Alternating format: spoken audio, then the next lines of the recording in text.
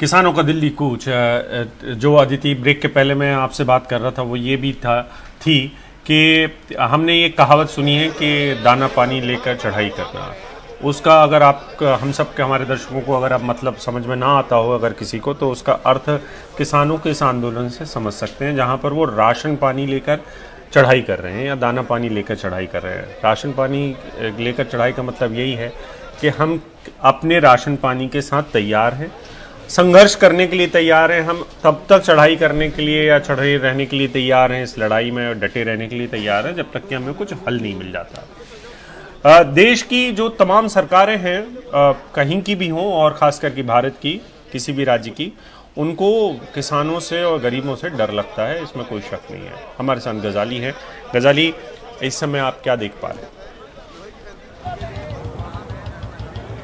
जी, इस वक्त मैं हरियाणा के पानीपत ज़िले के पानीपत शहर के टोल प्लाज़ा पे खड़ा हूँ और मेरे पीछे जो ये चंडीगढ़ की तरफ का हाईवे है, इधर ही आप देखते हैं कि कल से जो है, जब चंडीगढ़ से या आप कह लें पंजाब की तरफ से आने वाले जो किसान यूनियन या किसान थे, उनको पहले पानीपत से पहले कुरुक्षेत्र है, कुरुक्षेत्र से पहले पानीपत से पहले करनाल, फिर कुरुक्षेत्र, फिर अम्बाला, हर जगह बैरिकेडिंग होती थी तो यहाँ तक नहीं पहुँच पा रहे थे।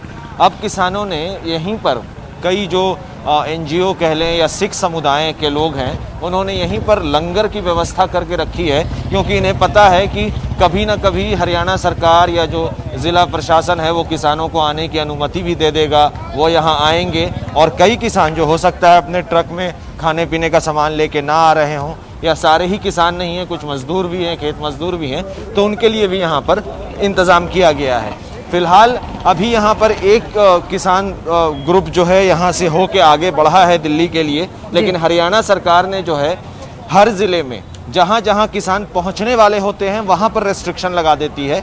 अब अभी मेरे पीछे अभी कोई किसान यूनियन या कोई भी किसान पंजाब की तरफ से फ़िलहाल के लिए हरियाणा के किसी ज़िले में नहीं है। जो अमृतसर से चले हुए हैं वो अभी भी शंभू बॉर्डर पर रुके हुए हैं, उनको आने की अनुमति दी नहीं है। तो अम्बाला से लेकर यहाँ पानीपत के बीच फिलहाल कोई किसान है नहीं, फिर भी सारे ही जिलों में इन्होंने ट्रैफिक को ब्लॉक किया हुआ है, खुद पुलिस प्रशासन कह रही है। जी गजाली, एक और चीज आपसे यहाँ पर जानना चाहेंगे कि कल तक जो स्थिति थी वो आज थोड़ी बदली। अब 4 लेयर्स में जो है सुरक्षा बलों को तैनात किया गया, पुलिस है, सीआरपीएफ है, बीएसएफ है, आरएएफ है। ऐसे में क्या किसानों की रणनीति कुछ बदल रही है? अब नहीं, किसानों की कोई रणनीति नहीं है। उनकी रणनीति सिर्फ ये है कि हम दिल्ली जाएंगे और हम दिल्ली जाकर अपनी मांग रखवाना चाहते हैं। इसमें एक दिलचस्प बात मैंने पहले भी अभिषेक को बताई है कि जब ये कॉल दिया गया था कि दिल्ली चलो, उस वक्त जिन लीडर्स ने ये कॉल दिया था उन्हें भी नहीं लगा था कि इतनी बड़ी संख्या में लोग दिल्ली तक पहुंच पाएंगे। सभी को लग रहा था कि हरियाणा सरकार हो या केंद्र सरकार हो, उनको दिल्ली के बॉर्डर पर रोक देंगे। तो बार बार इसी वजह से यूनियन के जो लीडर्स है वो भी कह रहे थे कि जहाँ रोकेंगे वहीं बैठेंगे। फिलहाल पूरे हरियाणा में 1-2 लोकेशंस की अगर बात छोड़ दें तो जितने भी किसान 2 दिन से चले हुए थे वो दिल्ली तक पहुंच चुके हैं। तो अब वो एक तरह का आप कह लें कि कोऑर्डिनेशन या प्लानिंग में कहीं ना कहीं यूनियन की तरफ से कमी रह गई कि अब उनको ये नहीं बता पा रहे हैं कि दिल्ली में कहाँ जाके अब क्या करना है। दिल्ली तो आप पहुँच गए, पहले उम्मीद नहीं थी कि इतनी बड़ी संख्या में आप दिल्ली पहुँच जाएंगे।